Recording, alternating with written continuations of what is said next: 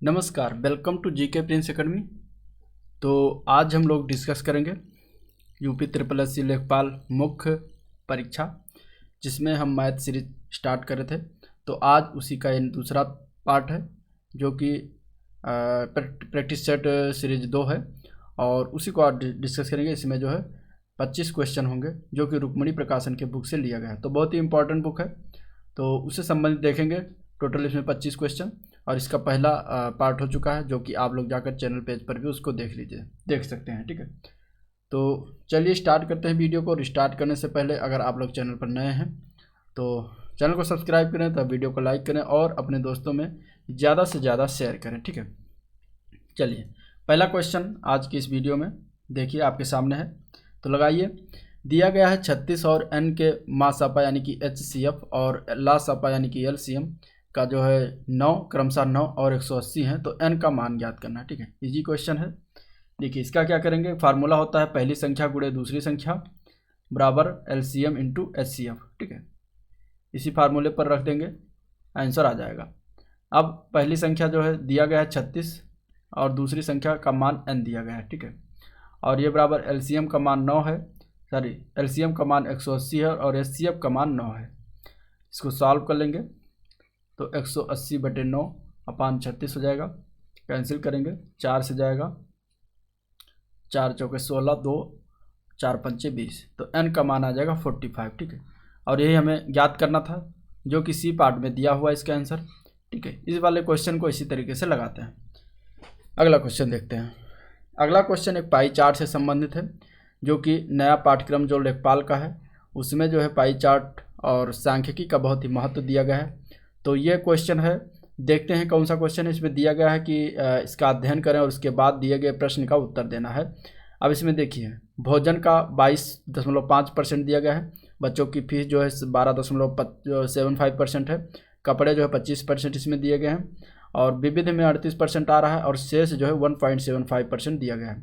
तो इस तरीके से पाई चार्ट दिया गया। इसमें पूछा गया है कि लगभग कितने डिग्री मान का केंद्र जो है कोण बच्चों की फीस पर किए गए व्यय को निरूपित करेगा। इसमें से बताना है कि जो परसेंटेज में दिया गया है बच्चे की फीस, वो जो है कितने डिग्री का कोण बनाएगा, वो जितना परसेंटेज दिया गया है ये बताना है। ठीक है, तो देखिए अगर हम बच्चे की फीस की बात करेंगे तो 12.75% दिया गया है। ठीक है, और पूरा अगर इस देखेंगे तो कोई भी वृत्त एक बिंदु के चारों ओर का उसका पूरा कोण का मान होता है 360 डिग्री। तो इस तरीके से इसमें हम निकालेंगे, तो केंद्रीय कोण जब निकालेंगे इसका, तो क्या करेंगे, इसमें जो है 360 का 12.75% निकालेंगे 360 का, और ये जो मान आएगा वो कोण में आएगा। ठीक है, तो 360 गुणे 12.75/100। ठीक है, यहाँ से दशमलव हटाएंगे तो नीचे 2 जीरो बढ़ जाएगा, और इस तरीके से दशमलव यहाँ से हट जाएगा। अब इसको सॉल्व कर लेंगे, 1 जीरो इससे कैंसिल करके हो गया। इसके बाद हम इसको 25 से काटेंगे तो 25 चौका 25 पंचे 125, 2 बचेगा, 25 से कम 25 आएगा। ठीक है, यहाँ पे 25 चौका 140 आएगा। ठीक है, 4 से काटेंगे तो 4 दाएं 40 और 4 9 36। ठीक है, अब आपका आ जाएगा 51 गुणे 9/10। ठीक है, 51 को 9 में गुणा करेंगे तो 9 एकम 9 और 9 पचे 45, नीचे 10 है तो एक अंक के पहले जो है दशमलव लगा देंगे तो वो भाग हो जाएगा, तो 45.9 आ गया, जो कि अगर हम इसको लगभग में लेंगे तो 46 डिग्री आएगा इसका मान। ठीक है, और यही हमें बताना था। आंसर इसका जो है बी पार्ट हो जाएगा, 46 डिग्री। नेक्स्ट क्वेश्चन देखते हैं। दिया गया है y का मान जो है y का x% z के y% के बराबर है, तो निम्नलिखित में से कौन सा सत्य है ये बताना है। ठीक है, इसमें से कथन कौन सा सत्य है बताना है, अगर y का x% और z के y% के बराबर हो। देखिए इसको कैसे लगाएंगे, y का x% यानी कि y गुणे x बटे 100 कर देंगे, इसको बराबर है z के y% यानी कि z गुणे y बटा 100 कर देंगे। ठीक है, ये कहा गया है क्वेश्चन में। अब इसको हम सॉल्व कर लेंगे तो 100 से 100 कैंसिल हो जाएगा। ठीक है, y से y कैंसिल हो जाएगा, और यहाँ आपका क्या बचेगा, x बराबर z। ठीक है, और यही बताना था हमें। तो देखिए इसमें कथन जो x बराबर z जो है ए पार्ट में दिया गया है, तो आंसर इसका ए पार्ट ही सही हो जाएगा। ठीक है, इस तरीके से इसको लगाया जाएगा। अगला प्रश्न देखते हैं। अगला प्रश्न सॉल्व करना है, सिंप्लीफिकेशन का है। तो देखिए यहाँ से हम स्टार्ट करेंगे √9 से। ठीक है, अगर हम √9 किसका वर्ग होगा 9, तो 9 जो है होता है 3 का, तो यहाँ पे 3 हो जाएगा, √9 लगा है तो यहाँ पे 3 हो जाएगा, और माइनस √16 यानी कि यहाँ ये 4 का वर्ग लिखा हुआ तो -4 हो जाएगा। ठीक है, इसके बाद 2√56 लिखा हुआ है तो इसको लिख देते हैं इसे। ठीक है, और ये सबके ऊपर लगा हुआ तो सबके ऊपर लगा देंगे। तो इसको अब हम जोड़ते हैं, तो 4 3 7 और 56 में से 7 जाएगा तो कितना बचेगा, 56 में से 7 जाएगा तो 49 बचेगा यहाँ पर। ठीक है, बाकी आगे जो यहाँ पे लिखा हुआ है +130, इसके बाद फिर रूट लगा हुआ है और इसके बाद लिखा हुआ है +37। ठीक है, तो इसको भी ऐसे लिख देते हैं और इसके ऊपर भी रूट लगा है तो इसको भी लगा देते हैं। देखिए अब क्या करेंगे, अब जो 49 है ये किसका वर्गमूल होता है, तो ये 7 का होता है, तो यहाँ पे 7 हो जाएगा। ठीक है, तो यहाँ पे 7 + 130 हो जाएगा और इसके ऊपर रूट लगा देते हैं +37 लिखा है, इसको भी लगा देते हैं। ठीक है, अब 130 प्लस जो है कितना हो जाएगा ये, और ये जो 2 गुणे √49 है तो ये 2 गुणे 7 गुणे 2 हो जाएगा। ठीक है, यहाँ पे 7 दूनी 14, इस तरीके से 130 + 14 इसको जोड़ देंगे तो ये कितना आ जाएगा 144। ठीक है, √144 आ जाएगा और ये प्लस करके 37 जो लिखा है इसको भी लिख देते हैं। ठीक है, तो ये मान हो गया। अब इसके बाद हम 144 किसका वर्गमूल होता है, तो ये होता है 37 का वर्ग, 12 का वर्ग। ठीक है, तो 37 प्लस ये 12 हो जाएगा, रूट लग जाएगा, और 37 + 12 इसको जोड़ेंगे तो ये आ जाएगा आपका 49, और 49 जो है 7 का वर्ग होता है, तो इस तरीके से इसका फाइनल आंसर जो है 7 आ जाएगा। ठीक है, वर्ग निकालना था इसमें, वर्गमूल निकालते चले, जोड़ते घटाते चले, इसमें इसका आंसर आ जाएगा। अगला क्वेश्चन देखते हैं। अगला क्वेश्चन दिया गया है 1 - 1/4, फिर एक ब्रैकेट में 1 - 2/4, फिर इसके बाद डैश, एक ब्रैकेट में फिर दिया गया 1 - 5/4, इसके बाद 1 - 6/4, इस तरीके से दिया गया। ठीक है, इसको सॉल्व करना है, क्या होगा इसका आंसर। देखिए पहले इसको हम लिख लेते हैं। अगर हम इसको लिखें तो यहाँ एक ब्रैकेट में दिया गया है 1/4, फिर इसके बाद दूसरे ब्रैकेट में 1 - 2/4, इसके बाद दिया गया डैश, तो लिख लेते हैं। अब ये इसी तरीके से आगे भी चलेगा तो 1 - 3/4 हो जाएगा, इसके बाद हो जाएगा 1 - 4/4 हो जाएगा। ठीक है, इसके बाद 1 - 5/4 इधर दिया हुआ है, इसके बाद 1 - 6/4 हो जाएगा। ठीक है, तो ये पूरा लिख दिया, जो डैश लगा था उसको हटा दिया। अब सॉल्व करते हैं इसको, तो देखिए इसको अगर हम सॉल्व करेंगे तो 4 × 4 में से 1 गई, 3/4 आ जाएगा यहाँ पे। ठीक है, इसके बाद इसको हम अगर सॉल्व करेंगे तो 4 × 4 में से 2 गई, 2/4 आ जाएगा, और इसको अगर हम सॉल्व करें तो 4 × 4 में से 3 गई, 1/4 आ जाएगा। फिर इसको हम सॉल्व करें तो 4 × 4 में से 4 गई, 0/4 यानी कि 0 हो जाएगा। ठीक है, इसके बाद यहाँ पे आ जाएगा 1/4। ठीक है, -1/4, फिर इसके बाद यहाँ पे -2/4 आ जाएगा। तो अब ये देखिए बीच में सब में गुणा लगा हुआ और यहाँ पे 0 भी है, तो 0 में अगर किसी भी संख्या को गुणा करेंगे तो उसका मान फाइनल कितना आता है, 0 आता है। तो इस तरीके से आंसर इसका जो है वो बी पार्ट से हो जाएगा 0। ठीक है, इस तरीके से इसको लगाते हैं।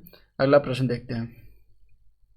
अगला प्रश्न है 300 और 1000 के बीच की कितनी संख्याएं जो है 7 से विभाज्य हैं, ये बताना। ठीक है, 7 से विभाज्य कितनी संख्याएं जो कि 300 से लेकर 1000 के बीच में है। तो इसको निकालने के लिए क्या करते हैं, पहले 1 से लेकर 1000 तक, यानी कि 1000 में से 1 घटाएंगे और इसको हम 7 से विभाजित करेंगे। ठीक है, इसके माइनस जो 3, फिर 1 से लेकर 300 जो निकालना तो 300/7 कर देंगे। ठीक है, टोटल। तो अब इसको हम घटा के इसको भी 7 से डिवाइड कर देंगे, तो यहाँ पे कितना आ जाएगा, यहाँ आपका आ जाएगा 999। ठीक है, जिसको हम 7 से डिवाइड करेंगे तो आ जाएगा 142। ठीक है, और ये जो है कैंसिल होकर यहाँ पे 42 आ जाएगा, अगर हम इसका पूर्णांक मान लेते हैं। ठीक है, विभाज्य में पूर्णांक मान नहीं लेंगे, तो इस तरीके से 42 और 142 आ जाएगा। अब इसमें से हम घटा देंगे तो 100, टोटल 100 मान होंगे जो कि 7 से विभाजित होंगे 300 से लेकर 1000 के बीच। ठीक है, तो इसका आंसर जो है बी पार्ट सी हो जाएगा 100। अगला प्रश्न है निम्नलिखित आकृति को ध्यान में रखते हुए जहां कोण बी और डी का मान दिया गया है 7x - 30 डिग्री और 5x है, तो हम कह सकते हैं कि x मान किसके बराबर होगा, ये बताना। ठीक है, x का मान इसमें से निकालना बेसिकली। तो देखिए डी और बी आमने सामने की भुजा है और ए एक जो है समांतर चतुर्भुज है। ठीक है, क्योंकि चित्र में बना हुआ है तो समांतर चतुर्भुज है, तो और आमने सामने की भुजा और आमने सामने का कोण दिया, तो समांतर चतुर्भुज में क्या होता है, आमने सामने की भुजा कोण जो होते हैं वो बराबर होते हैं, यानी कि बी कोण बी बराबर कोण डी के होता है।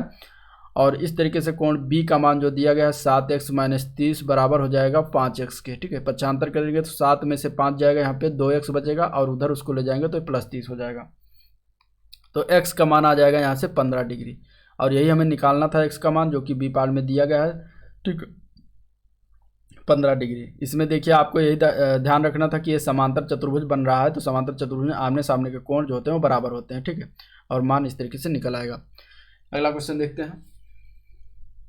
9 वस्तुओं का विक्रय मूल्य जो है वो 15 वस्तुओं के क्रय मूल्य के बराबर है। ठीक है, इस लेन देन में जो है निम्न में से क्या हुआ, ये बताना है। क्या हानि हुआ है कि लाभ हुआ है, और अगर हानि हुआ तो कितने % का हुआ है, अगर लाभ हुआ है तो कितने % हुआ है। ठीक है, तो 15 वस्तुओं के क्रय मूल्य जो है 9 वस्तुओं के विक्रय मूल्य के बराबर है। ठीक है, यानी कि 9 वस्तुओं को हम बेचने में 15 वस्तुओं के क्रय मूल्य यानी उसके जितना खरीदे हैं उतना रुपया प्राप्त होता है। तो यानी इससे पता चलता है कि हमें जो है हानि हुआ है। ठीक है, अब कितना हानि हुआ ये देख लेते हैं।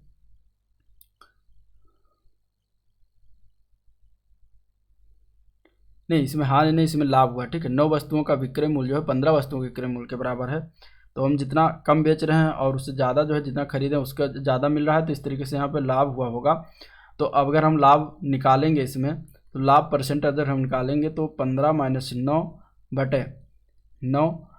× 100 कर देंगे। ठीक है, और इस तरीके से इसका मान जो हो जाएगा 6/9 × 100 हो जाएगा, और यहाँ पर इसका मान आ जाएगा 200/3। ठीक है, यहाँ से कैंसिल होगा, 3 दूनी 6 और 3 त्रिका 9, 200/3 % आ जाएगा। और इसको अगर हम और डिवाइड करेंगे तो 66.6% लाभ आ जाएगा। ठीक है, जो कि डी पार्ट में दिया गया, इसका डी पार्ट आंसर सही हो जाएगा। तो इस तरीके से इसको निकालते हैं। अगला क्वेश्चन देखते हैं।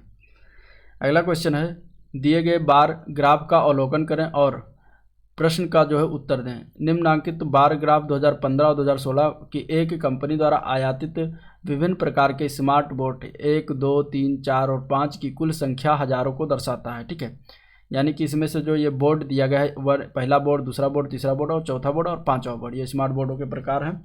और जो कि 2015 और 2016 यानी कि पहले वाला जो है ये 2015 वाला, दूसरा वाला जो है 2016 का ये दिखा रहा है कि कितना आयात किया गया हज़ार में। ठीक है, ये 25 है यानी कि 25,000 और 30 यानी कि 30,000 में। अब इसमें क्वेश्चन क्या है, 2015 में टाइप 4 स्मार्ट बोर्ड का आयात 2016 में टाइप 5 स्मार्ट बोर्ड के आयात का कितने % के बराबर था, ये बताना है। तो 2015 में अगर हम देखें टाइप 4 ये रहा, और इसमें देखेंगे आयातित टाइप 4 स्मार्ट बोर्ड की संख्या अगर बात करेंगे तो 34 है। ठीक है, यानी कि 34,000 हो जाएगा 2015 में। और इसके बाद अगर हम 2016 में टाइप 5 यानी कि 2016 की बात करेंगे तो टाइप 5 में 2016 जो रहा था वो 20,000 रहा था। ठीक है, अब इन दोनों का हमें बताना है कि जो है कितने आयात के कितने % के बराबर था। तो परसेंटेज इसका निकालते हैं। परसेंटेज कैसे निकाल देंगे, देखिए 34/20 कर देंगे इंटू 100, सीधा सीधा कर देंगे क्योंकि इसमें कोई तोड़ मरोड़ के पूछा नहीं गया है। जैसे ऐसे निकाल लेंगे तो 20 × 5 100 हो जाएगा, 34 × 5 आ जाएगा, इसको हम गुणा कर देंगे 34 में 5 का। ठीक है, जो आंसर आएगा वही फाइनल आंसर हो जाएगा। ठीक है, और फाइनल कितना हो जाएगा 170%। तो इस तरीके से इसमें निकालना आंसर, इसका ये पार्ट सही हो जाएगा।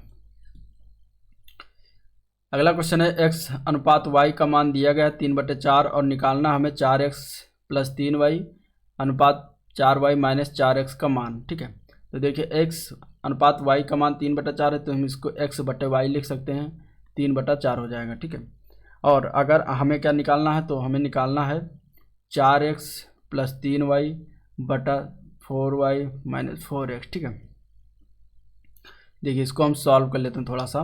इसमें हम क्या करेंगे कि अंश और हर में दोनों में जो है हम क्या y से भाग कर देंगे। ठीक है, तो अगर हम y से भाग करेंगे तो ये क्या हो जाएगा 4x/y + 3y/y हो जाएगा, तो यहाँ पे 3 ही बचेगा। ठीक है, और ऐसे हम नीचे करेंगे, इसमें y से भाग करेंगे तो यहाँ पे हो जाएगा 4y/y यानी कि ये कट जाएगा, यहाँ पे सिर्फ 4 बचेगा, और इसके बाद -4x/y यहाँ पे बचेगा। ठीक है, इस तरीके से कर लेंगे। अब देखिए हमें वही x/y का मान पता है 3/4, तो इसको हम उठा के इसमें रख देंगे, तो 4 × 3/4। ठीक है, +3 ये हो जाएगा ऊपर, और नीचे आएगा 4 माइनस 4 गुणे 3/4, ठीक है, ये नीचे हो जाएगा। अब देखिए यहाँ से 4 से 4 कैंसिल हो रहा है और नीचे भी 4 से 4 कैंसिल हो रहा है, तो ऊपर बचेगा 3 + 3 यानी कि 3 3 6, नीचे बचेगा 4 - 3 यानी कि 1, 4 - 3 = 1 हो जाएगा, तो 6 - 1 बचेगा इसका, ठीक है, फाइनल। तो हमें अनुपात में निकालना है तो इसको हम बटे को अनुपात में लिख सकते हैं, यानी कि 6:1 इसका आंसर हो जाएगा फाइनल, जो कि सी पार्ट में दिया गया है। इस तरीके से इसको लगाते हैं, ठीक है। नेक्स्ट क्वेश्चन देखते हैं। नेक्स्ट क्वेश्चन देखिए, लाइन ग्राफ दिया गया है 2017-18 में एक प्रिंटिंग कंपनी का जो कि बेची गई विज्ञान, कला, हिंदी और गणित, इसके बाद इंग्लिश की पाठ्य पुस्तकों की कुल संख्या जो को दर्शाता है। ग्राफ का ध्यानपूर्वक अध्ययन करें और निम्नलिखित दिए गए प्रश्नों का उत्तर देना है, ठीक है। अब इसमें देखिए कुछ पुस्तकें दी गई हैं कि कितना कितना बेचा गया है 2017 और 18 में, ठीक है। इसके बाद साइंस है और आर्ट है, हिंदी है, मैथमेटिक्स और इंग्लिश है, इस तरीके से। तो देखिए 2017-18 के बीच किस विषय की पुस्तकों की बिक्री में सर्वाधिक गिरावट आई है, ये बताना है, ठीक है। क्वेश्चन इसका यह है और हमें ये लाइन ग्राफ देख के बताना है कि इसमें कौन से किस वर्ष में जो किस विषय की पुस्तक में ज़्यादा गिरावट आया है। तो अगर हम ग्राफ में देखें तो हिंदी और अंग्रेजी की पुस्तकों में बिक्री में जो है ज़्यादा गिरावट आया है, ठीक है। हिंदी की बात करें देखिए यहाँ पे 30 हो गया था और यहाँ इसके बाद देखिए 40 से सीधा ये 25 हो जा रहा है, ठीक है, तो इसमें ज़्यादा गिरावट है। इसके बाद अगर हम इंग्लिश में देखें तो 36 से सीधा ये 20 हो जा रहा है। तो इस तरीके से हिंदी और इंग्लिश में जो है ज़्यादा गिरावट है। अब इनके हम परसेंटेज निकाल लेते हैं जिससे एग्जैक्ट पता चल जाएगा। तो हिंदी विषय की पुस्तक की बिक्री में गिरावट परसेंटेज की बात करेंगे तो कितना हो जाएगा हिंदी विषय में 32, ठीक है, 32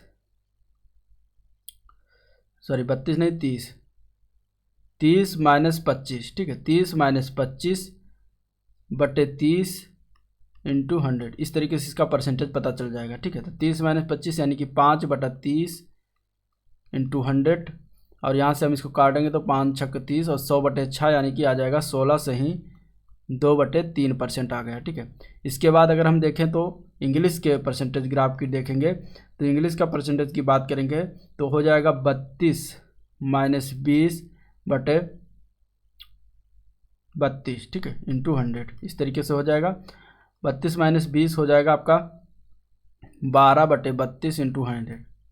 इसको फाइनल अगर हम सॉल्व करेंगे तो यह आपका आ जाएगा 75/2 यानी 37.5%। तो इस प्रकार हम देखते हैं कि सबसे ज़्यादा अगर गिरावट की बात करें तो इंग्लिश विषय की पुस्तकों की बिक्री में जो है सर्वाधिक गिरावट आ रही है 37.5%, ठीक है। तो आंसर इसका बी पार्ट से हो जाएगा 37.5%, सॉरी इंग्लिश हो जाएगा इसका आंसर। तो इस तरीके से इसको लगाते हैं। अगला क्वेश्चन देखते हैं।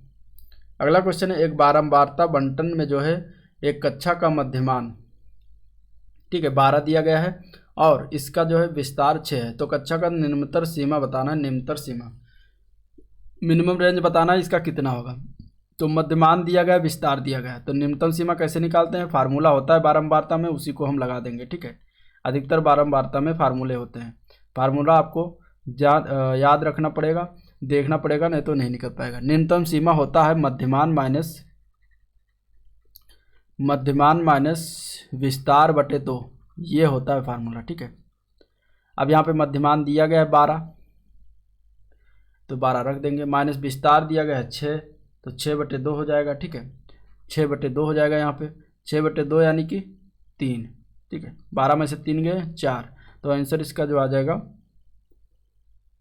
सॉरी 12 में से 3 जाएगा तो 9 होगा, ठीक है, आंसर इसका आ जाएगा बी पार्ट। तो निम्नतम सीमा इसकी कितनी होगी, निम्नतम सीमा 9। तो इस तरीके से इसको निकालते हैं। इसका फार्मूला आपको याद रखना है, निम्नतम सीमा बराबर होता है मध्यमान माइनस विस्तार बटे 2, ठीक है।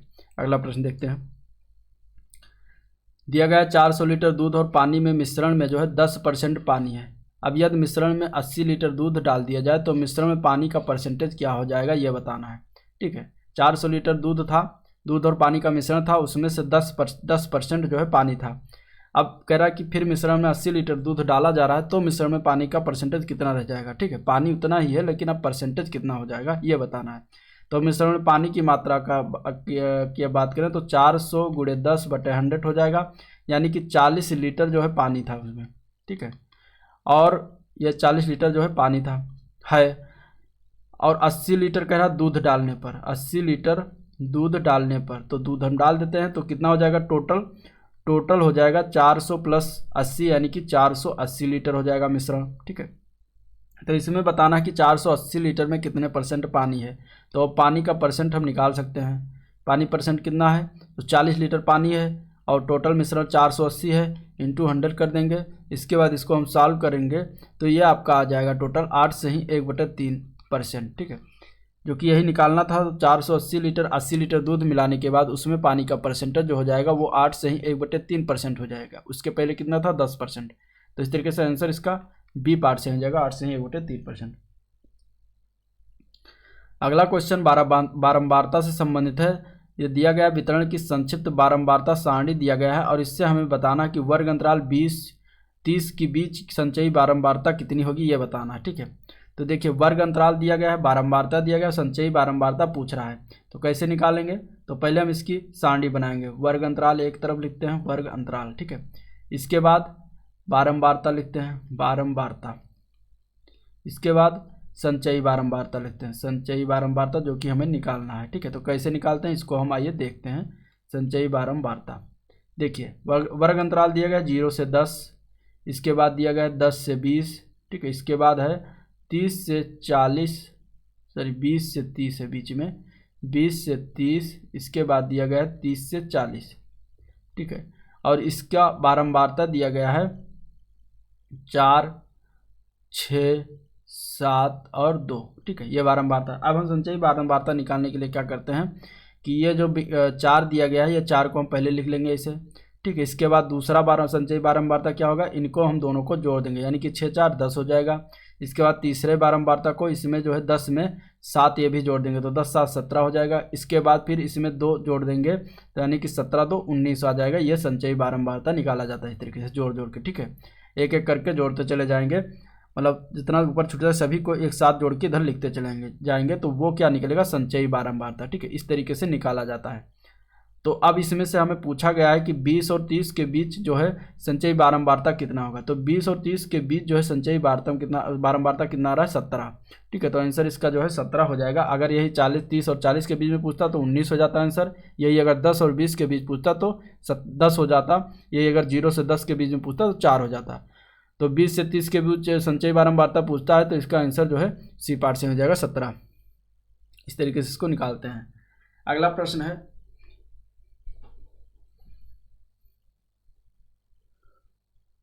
एक वर्ष पहले एक पिता अपने पुत्र की आयु का 4 गुना आयु का था। 6 वर्ष में उसकी आयु पुत्र की आयु के 2 गुने से 9 वर्ष अधिक हो जाती है, तो उसका वर्तमान आयु का अनुपात ज्ञात करना है, क्या होगा। ठीक है, देखिए मान लेते हैं पिता की वर्तमान आयु कितनी है, x वर्ष है। ठीक है, मान लेते हैं पिता की आयु कितनी है, x वर्ष। तो पुत्र कितना हो जाएगा, वर्तमान आयु है ये सारे, तो पुत्र की आयु मान लेते हैं y वर्ष। ठीक है, अब क्या कह रहा है, 1 वर्ष पहले, 1 वर्ष पहले, तो 1 वर्ष पहले क्या था, कह रहा है कि 1 वर्ष पहले एक पिता अपने पुत्र की आयु का 4 गुना आयु का था। यानी कि अगर हम लिखते हैं 1 वर्ष पहले, तो x-1 कर देंगे और इधर y-1 कर देंगे पहले। ठीक है, ये वर्तमान आयु है, तो इसमें से एक साल घटा देंगे तो 1 वर्ष पहले चला जाएगा। इसके बाद कह रहा है कि पिता जो है अपने पुत्र की आयु का 4 गुना था, यानी कि हम पुत्र की आयु को अगर हम 4 गुना कर देंगे तो पिता के बराबर हो जाएगा। ठीक है, अब इसको हम सॉल्व कर लेंगे, तो सॉल्व करने के बाद क्या आएगा, x बराबर हो जाएगा 4y-3। ठीक है, इधर पक्षांतर करेंगे, 1 इसमें से 4 में से घट जाएगा और ये आपका पहला समीकरण बन जाएगा। इसके बाद दूसरा क्या कह रहा है, 6 वर्ष में उसकी आयु जो है पुत्र की आयु के 2 गुने से 9 वर्ष अधिक हो जाती है। तो देखिए इससे समीकरण कैसे बनाएंगे, 6 वर्ष में यानी कि x + 6 और इधर y + 6 कर देंगे। ठीक है, इसको बराबर कर देंगे। अब आगे क्या कह रहा है कि उसकी आयु जो है पुत्र की आयु के दोगुने से, यानी पुत्र की आयु के दोगुने से, यानी कि हम पुत्र की आयु को दोगुना कर देंगे और उससे क्या आता है, 9 वर्ष अधिक हो जाती है, यानी कि पुत्र की आयु में 9 वर्ष जोड़ देंगे तो पिता की आयु के बराबर हो जाएगा ये समीकरण। ठीक है, तो इसको अगर हम सॉल्व करते हैं अब, तो सॉल्व करने के बाद क्या आएगा, x + 6 बराबर 2y + 12 + 9। ठीक है, यहाँ से x + 6 बराबर 2y 12 और 9 21। ठीक है, और x उधर जाएगा तो x बराबर 2y + 21 - 6 यानी कि 15। ठीक है, इस तरीके से एक दूसरा समीकरण ये आपका बन जाएगा।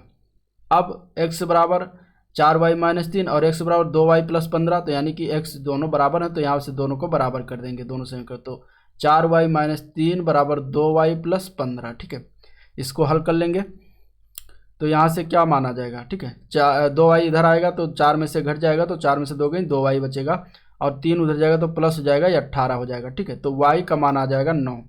तो इस तरीके से y का मान हमने माना था पुत्र की आयु, तो पुत्र की आयु 9 हो गई। हमें निकालना क्या है, उनकी वर्तमान आयु के अनुपात। ठीक है, तो पुत्र की आयु निकल गई, तो y का मान किसी एक समीकरण या दूसरे समीकरण किसी में भी रख दीजिए तो x का मान निकल आएगा। तो हम पहले समीकरण में मान रखते हैं, तो x बराबर हो जाएगा 4y, यानी कि 9 चौक 36 -3। ठीक है, ये आपका x का मान आ जाएगा 33 वर्ष। ठीक है, तो इस तरीके से पिता की आयु भी निकल आई। तो अब दोनों के वर्तमान आयु के अनुपात की बात करेंगे तो कैसे, तो x अनुपात y क्या हो जाएगा, 33:9 हो जाएगा। ठीक है, इसको हम और कैंसिल कर देंगे तो 3 से कट जाएगा, तो 11:3 हो जाएगा अनुपात। तो इनका इस तरीके से अनुपात आ गया 11:3, जो कि बी पार्ट में दिया गया था। ठीक है, तो आंसर इसका बी पार्ट सही हो जाएगा। अगला क्वेश्चन देखते हैं। दिया गया है 3 पाइप ए, बी तथा सी एक टंकी को 6 घंटे में भर सकते हैं। 2 घंटे बाद पाइप सी को बंद कर दिया जाता है तथा पाइप ए तथा पाइप बी शेष टंकी को 7 घंटे में भर देते हैं। तो पाइप सी जो है अकेला खाली टंकी का 1/2 भाग बनने में कितना समय लगा, ये बताना है। ठीक है, तो देखिए इस तरीके क्वेश्चन अगर बात करें तो 2 घंटे में तीनों पाइपों द्वारा जो भरा गया भाग की बात करेंगे, क्योंकि 2 घंटे तक जो है तीनों पाइपें चलती हैं। इसके बाद सी को बंद कर दिया जाता है ना, तो 2 घंटे में कितना भाग भरेगा, 2 घंटे में कितना भाग भरेगा, तो ये होगा 2 × 1/6, यानी कि 1/3 भाग भर जाएगा। ठीक है, अब शेष कितना बचेगा, शेष की बात करेंगे। शेष भाग 1/3 भर गया, तो शेष कितना बता 1 - 1/3 हो जाएगा। तो इसको हम घटाएंगे तो 2/3 भाग अभी बचेगा। ठीक है, अब क्या कर रहे हैं कि ए और बी द्वारा जो है 7 घंटे में जो भरा जाता है। ठीक है, ए और बी द्वारा 7 घंटे में भरा जाता है, तो कितना भरा जाता है, तो देखिए यही 2/3 भाग भरा गया। ठीक है, इसके बाद हम क्या करेंगे, ए तथा बी द्वारा 1 घंटे में भरा गया भाग निकाल लेंगे। तो 1 घंटे में भरा गया भाग होगा 2/3 × 1/7 कर देंगे।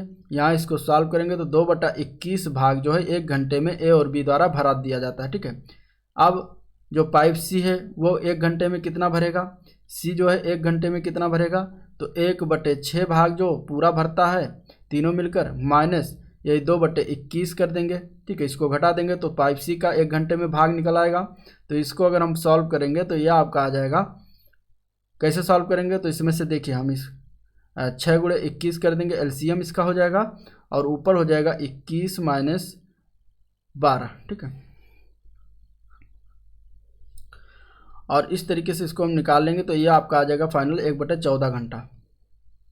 ये सी का 1 घंटे में भरा गया भाग है, तो सी जो है अकेला सी जो है टंकी को 14 घंटे में भर सकता है। ठीक है, 1/14 घंटा आया। अब कह रहा है कि सी 1/2 भाग, टंकी का 1/2 भाग कितने घंटे में भरेगा, तो 1/2 भाग जो है 7 घंटे में भरेगा ना। पूरा टंकी जो 14 घंटे में भरता है, तो 1/2 भाग कितने घंटे में भरेगा, तो 7 घंटे में, उसके आधे घंटे में भरेगा। तो आंसर इसका 7 घंटा हो जाएगा, जो कि डी पार्ट में दिया गया है। ठीक है, और यही आंसर हो जाएगा 7 घंटा।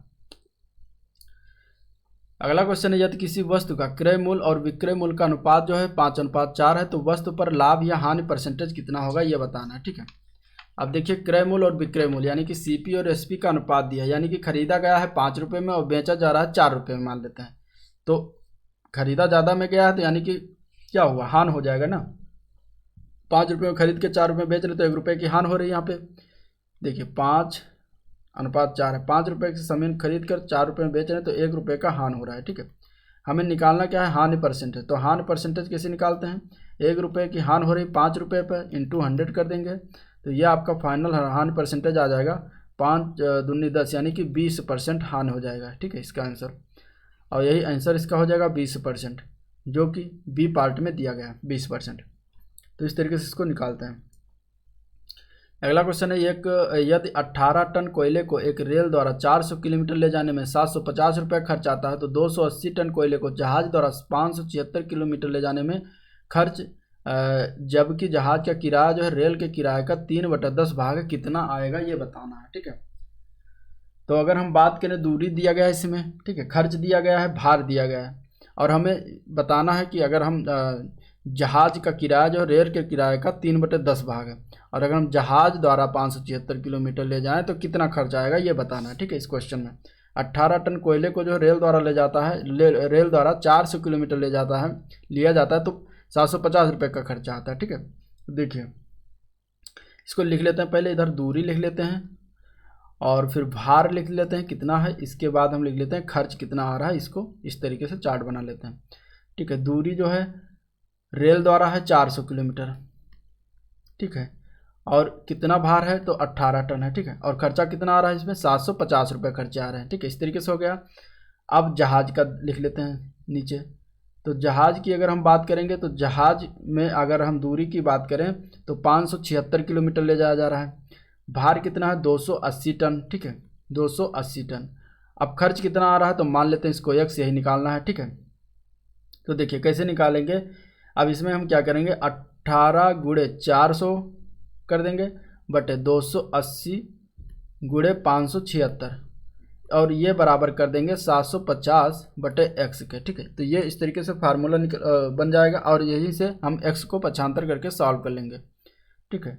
तो अगर हम x बराबर लिखेंगे तो क्या हो जाएगा, 576 गुणे 280 गुणे 750 बटे 400 गुणे 18। अब इसको हम अगर सॉल्व करें तो यहाँ से 0 से 0 कैंसिल हो जाएगा, 4 धाई 40, 4 सत्ते 28, ठीक है, 7 आ जाएगा, ये 0 यहाँ से कैंसिल हो जाएगा, 6 से काटते हैं 6 त्रिक 18, 6 9 54, 3 छक्का 36, ठीक है, 3 से इसको कैंसिल करेंगे तो 3 त्रिक 9, 3 दूनी 6, ठीक है। अब आ गया 32 गुणे 7 गुणे 75, इसको अगर हम गुणा करते हैं तो ये आ जाता है 16,800 रुपये x का मान, ठीक है।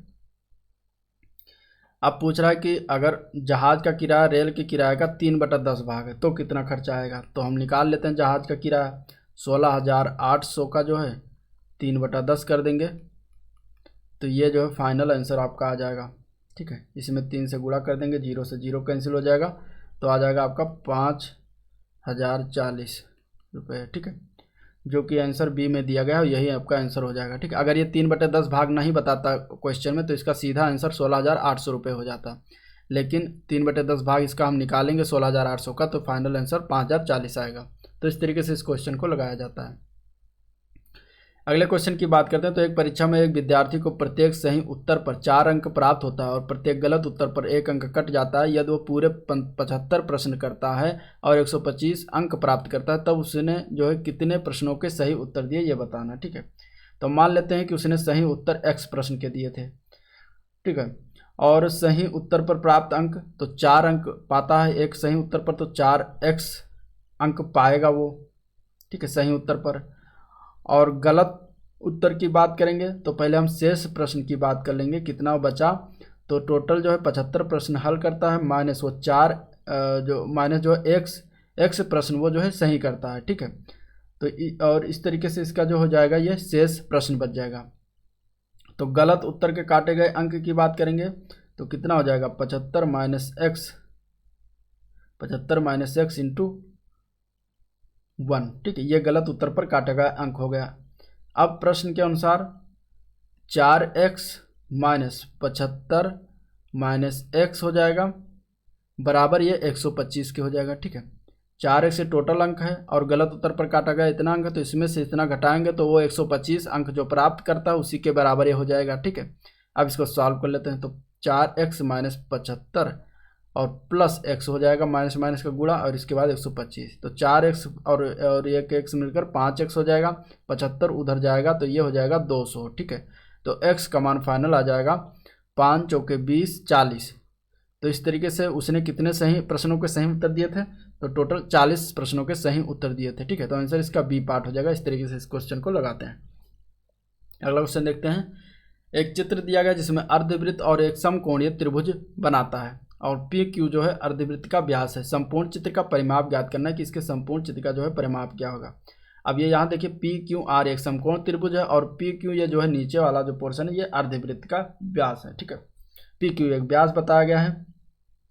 तो देखिए अगर हम ये समकोण त्रिभुज है तो अगर हम इसमें पाइथागोरस प्रमेय लगा दें तो हमें पी क्यू का मान पता चलेगा, क्योंकि हमें आर क्यू और पी आर का मान पता है, ठीक है। तो हमें तीसरी भुजा जो पी क्यू है उसी का मान पता करना है।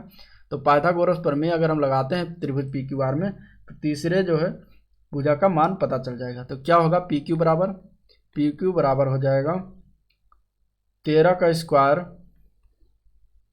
-5 का स्क्वायर अपान रूट में हो जाएगा, ठीक है। क्योंकि पाइथागोरस प्रमेय क्या होता है, P Q square plus Q R square बराबर पी आर स्क्वायर, यानी कि कर्ण का स्क्वायर बराबर दोनों का योग का स्क्वायर होता है। इस तरीके से आप देख लीजिए। तो 13 का स्क्वायर होता है 169 -5 का स्क्वायर हो जाएगा 25। इसको हम घटाएंगे तो कितना आ जाएगा 144, ठीक है। और ये किसका वर्ग होता है, तो ये 12 का वर्ग होता है, ठीक है। तो पी क्यू का मान आ गया 12। अब इसका मान 12 हो गया और ये बता रहा है कि ये व्यास है। तो यानी कि अगर हम इस अर्धवृत्त की त्रिज्या की बात करेंगे तो हमें पता हो गया कितना हो जाएगा 6, ठीक है। लेकिन हमें वो नहीं, अब हम संपूर्ण चित्र के अगर परिमाप की बात करेंगे तो संपूर्ण चित्र का परिमाप कैसे निकालते हैं, किसी के चारों ओर का जो है जितना भी वो है लंबाई उसको हम जोड़ लेंगे तो परिमाप हो जाएगा। तो देखिए कितना है 13 + 5, ये तो त्रिभुज के ऊपर का पोर्शन हो गया। अब अर्धवृत्त का परिमाप क्या होता है, पाई आर, क्योंकि पूर्ण वृत्त का परिमाप होता है 2 पाई आर, तो अर्धवृत्त का परिमाप कितना हो जाएगा पाई आर, ठीक है। तो इस तरीके से क्या हो जाएगा पाई × 12/2 हो जाएगा और मान हो जाएगा 13 × 5 = 18 + 6 पाई, और ये पूरे इस चित्र का जो है परिमाप हो जाएगा 18 + 6 पाई, जो कि सी पार्ट में दिया गया है। आंसर इसका सी पार्ट सही हो जाएगा। नेक्स्ट क्वेश्चन देखते हैं कि दिया गया है मान और हमें निकालना है ए और बी का मान, ठीक है। इसमें दिया गया √3 - 1 अपान √3 + 1 बराबर a + b √3। अब इसमें हमें ए और बी का मान ज्ञात करना है। तो देखिए ये इधर मान दिया गया इधर, तो इसको हम क्या करेंगे, पहले जो लेफ्ट साइड में मान दिया गया इसको हम सॉल्व करते हैं, इसको a + b √3 के रूप में लाते हैं। तो कैसे लाएंगे, देखिए √3 - 1 √3 + 1 दिया गया, ठीक है। तो नीचे का जो ये दिया गया है इसको हम क्या करेंगे, यहाँ से रूट को हटाएंगे।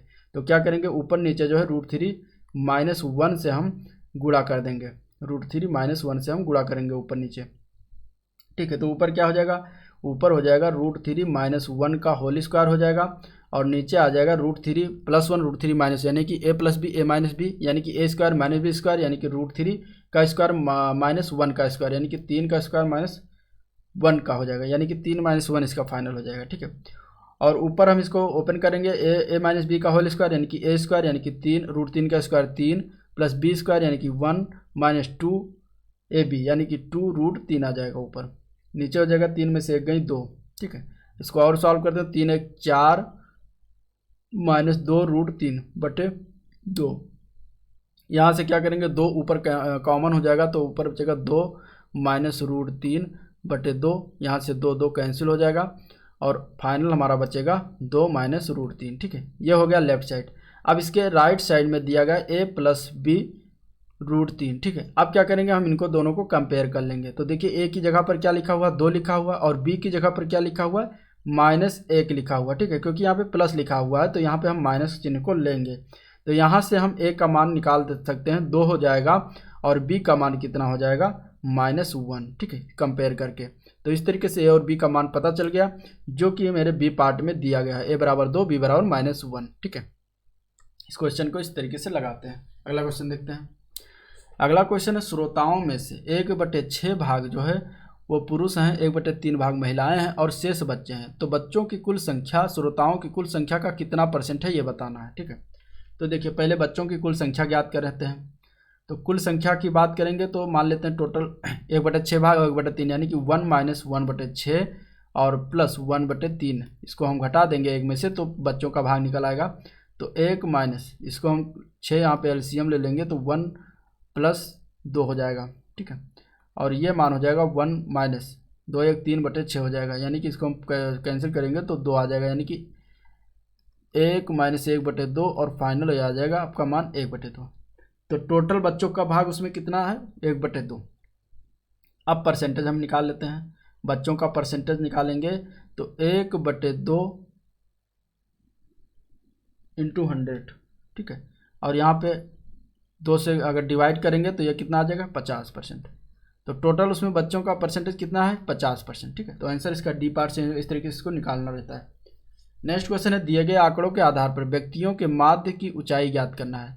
अब व्यक्तियों की संख्या दिया गया और उनकी ऊंचाई दी गई है, ठीक है। तो हम क्या करेंगे, इनमें अगर हम माध्य ऊंचाई ज्ञात करते हैं तो हम जो इनके ऊंचाई दिया गया और जितने व्यक्तियों की संख्या दी गई उनको गुणा करके और सबको हम जोड़ते जाएंगे, यानी कि 120 × 3 प्लस 130 × 4 प्लस 140 × 5 प्लस 150 × 6 प्लस 160 × 2, ये हो जाएगा माध्य ऊंचाई ज्ञात करने का तरीका होता है, ठीक है। इसके बाद अगर हम बात करें तो भाग करेंगे, इसको किससे भाग करेंगे, जितना ये व्यक्तियों की संख्या दी गई है इनको जोड़ के हम भाग कर लेंगे, यानी कि 3 + 4 + 5 + 6 + 2, ठीक है। फाइनल अगर हम इसको सॉल्व करते हैं तो ये आ जाएगा 12 × 3 = 36, 360 + 520 + 700 + 900 + 320 और बटे ये आ जाएगा 4 × 3 = 7, 5 × 12, 6 × 18, 2 = 20, ठीक है। इस तरीके से इसको हम सबको जोड़ते हैं तो ये आ जाएगा टोटल 2800/20। यहाँ हम इसको कैंसिल करेंगे, 2 से डिवाइड करेंगे तो यह आ जाएगा आपका 140 सेंटीमीटर और यही आपका आंसर हो जाएगा माध्य ऊंचाई। माध्य ऊंचाई को ऐसे निकाला जाता है। तो अगर इस तरीके से क्वेश्चन आया तो आप लोग इस तरीके से माध्य ऊंचाई निकाल सकते हैं। डी पार्ट इसका आंसर सही हो जाएगा। अगला प्रश्न है, पवन और सुनील की मासिक आय का अनुपात दिया गया है 4:3, उनके खर्च का अनुपात दिया है 3:2 और पवन और सुनील मिलकर जो है प्रति माह 4000 और 6000 बचाते हैं, ठीक है। तो उनके मासिक आय का जो है योग क्या है ये बताना है। तो देखिए, मान लेते हैं मासिक आय उनकी 4x है और 3x है, ठीक है। तो प्रश्न के अनुसार 4x - 4000 बटे 3x - 6000 और ये बराबर है 3/2 के, ठीक है। ये जितना घटा रहे हैं ये क्या हो गया है, उनका व्यय हो रहा है और व्यय दिया गया है 3/2, 3:2 दिया गया है। अब इसको अगर हम सॉल्व करते हैं तो ये हो जाएगा 8x - 8000 बराबर 9x - 18000। पक्षांतर करेंगे तो यह आपका आ जाएगा x बराबर 10,000, ठीक है। तो मासिक आय का योग कितना हो जाएगा, मासिक आय हमने माना था 4x + 3, 4x और 3, इसको जोड़ेंगे तो टोटल हो जाएगा 7x और x का मान है 10, तो 7 × 10,000 और यहाँ से आ जाएगा आपका मान फाइनल 70,000, ठीक है। और यही हमें निकालना था इनके मासिक आय का योग, जो कि बी पार्ट में दिया गया है और कुछ नहीं करना है इसमें। लास्ट क्वेश्चन इस वीडियो का कि p बराबर 999 हो तो इसका मान हमें ज्ञात करना है। इतना बड़ा जो लिखा हुआ है क्यूब रूप में, तो लिख देते हैं क्यूब p ब्रैकेट के अंदर p² + 3p + 3 और +1। तो इसको थोड़ा सा सॉल्व कर लेते हैं, ठीक है। तो रूट क्यूब क्या करेंगे, इसको सॉल्व करेंगे तो इसमें देखिए इसको हम p को अंदर गुणा कर देते हैं, तो p³ हो जाएगा +3 p² हो जाएगा +3 p हो जाएगा +1 हो जाएगा, ठीक है। फिर इसके बाद ये क्या लिखा हुआ है, अंदर जो लिखा हुआ है वो p + 1 का होल क्यूब लिखा है, ठीक है। p + 1 का होल क्यूब लिखा है, तो p + 1 का होल क्यूब लिखा है। तो इस तरीके से देखिए क्यूब रूट भी है और क्यूब हो गया, तो फाइनल मान कितना आ जाएगा p + 1। अब देखिए p + 1 का यानी p का मान दिया गया 999, तो रख देते हैं +1 हो जाएगा और यहाँ पे आप इसको जोड़ेंगे तो 1000 इसका मान हो जाएगा, ठीक है। तो इस तरीके से इसका आंसर जो है 1000 हो जाएगा और यही हमें निकालना था, जो कि आपके ए पार्ट में दिया गया, ठीक है। तो ये इस तरीके से इसको सॉल्व किया जाता है। तो ये था वीडियो ओवरऑल, जिसमें प्रैक्टिस टेस्ट सीरीज 2 था, जिसका हम लोगों ने सॉल्यूशन देखा, व्याख्या किया। और अगर वीडियो पसंद आया तो लाइक करिए, चैनल को भी सब्सक्राइब करिए, साथ में अपने दोस्तों में ज़्यादा से ज़्यादा वीडियो शेयर करें, ठीक है। और कमेंट करके फीडबैक भी दे सकते हैं। तो आज के लिए इतना ही, मिलते हैं अगले वीडियो में अगली टेस्ट सीरीज लेकर रुक्मिणी का। तब तक के लिए थैंक यू।